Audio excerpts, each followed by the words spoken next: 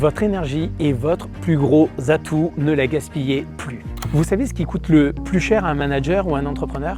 Ce n'est pas un mauvais choix stratégique, ce n'est pas une erreur comptable, c'est de ne plus avoir d'énergie pour faire les bons choix. Souvent, qu'est-ce qui se passe? On a la tête dans le guidon, on enchaîne les urgences, on jongle entre 10 tâches à la fois, on gère l'équipe, les clients, la stratégie et on le fait certes oui avec passion, avec cette profonde motivation à réussir et ce qui nous fait vraiment vibrer chaque jour.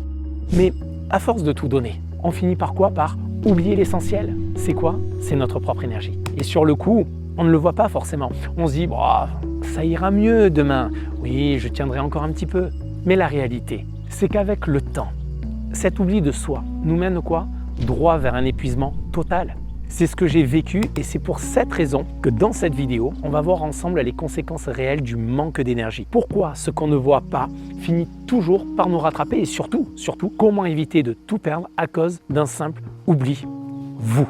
Bonjour à vous les amis, je suis Ezio Sabatini, coach en leadership de soi et en performance et aujourd'hui j'ai l'immense privilège de faire cette vidéo dans un cadre idyllique. C'est mon bureau aujourd'hui, regardez-moi ce cadre là dans le sud de la France. Vous pouvez voir une magnifique vue, un soleil magnifique, pas un seul nuage, ça c'est absolument magique et avec effectivement de magnifiques oliviers, signe typique, en fait catégorie typique ici de la Provence dans le sud de la France. Voilà, alors aujourd'hui concrètement pour revenir à notre vidéo, qu'est-ce que je fais aujourd'hui en tant que coach en leadership de soi performance? Eh bien j'accompagne principalement les leaders ambitieux, les cadres, les managers, les entrepreneurs à retrouver à la fois clarté, énergie et impact surtout pour donner le meilleur d'eux-mêmes sans s'oublier au passage. Mais laissez-moi vous partager un petit peu de mon histoire. Pendant des années, je travaillais de 4 h du matin jusqu'à 22 h. Je mangeais sur le pouce, debout notamment entre 2 rendez-vous. Je grignotais par-ci, par-là pour me sentir mieux suite à la fatigue de la journée. Et en soi, on peut dire que j'avais une alimentation qui était tout sauf saine. Je ne faisais pas de sport, je dormais peu. Et un jour, qu'est-ce qui s'est passé? Eh bien, ce qui devait arriver arriva. Mon corps m'a lâché. Littéralement. En fait, ma colonne vertébrale m'a dit stop. J'ai vécu un burn-out physique et une opération notamment de la colonne vertébrale. Pourquoi? Parce que je n'avais plus d'énergie. J'étais incapable à ce moment-là d'impacter qui que ce soit, même ma propre famille. Et cet épuisement, eh bien, il détruit bien plus que nous personnellement. Alors justement, parlons de l'impact réel du manque d'énergie, car il n'affecte pas que notre forme physique. Il impacte différents secteurs, dont les principaux sont les suivants. Premièrement, ça impacte nous-mêmes. Vos décisions deviennent biaisées par manque d'énergie. La fatigue vous pousse à prendre des raccourcis mentaux où vous faites des erreurs stratégiques. Et ce n'est pas tout. Votre fatigue également impacte aussi votre créativité, celle dont vous avez besoin pour faire la différence face à vos concurrents. Cette créativité, elle s'éteint. Vous ne trouvez plus de nouvelles solutions, juste les mêmes idées, encore et encore. Tenez, prenez un instant. Notez 3 décisions récentes que vous avez prises sous tension ou le soir sous l'effet de la fatigue. Vous les voyez? Vous les visualisez? Maintenant, posez-vous la question suivante. Quel en a été l'impact réel? Autre élément, autre contour également où le manque d'énergie impacte. Il s'agit de notre équipe. Et là, c'est exactement pareil, dans notre équipe au travail. Votre ton va devenir, par un manque d'énergie, plus sec, plus froid. Et vos collaborateurs, eux, vont se refermer petit à petit.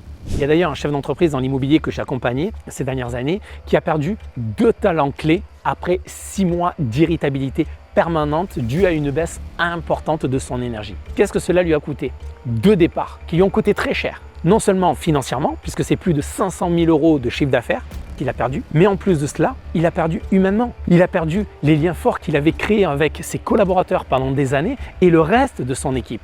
Et nous le savons, l'une des missions les plus difficiles aujourd'hui pour un chef d'entreprise, pour un dirigeant, c'est quoi? C'est la gestion de l'humain, de ses équipes. Donc vous voyez, tout est lié là au niveau de l'énergie.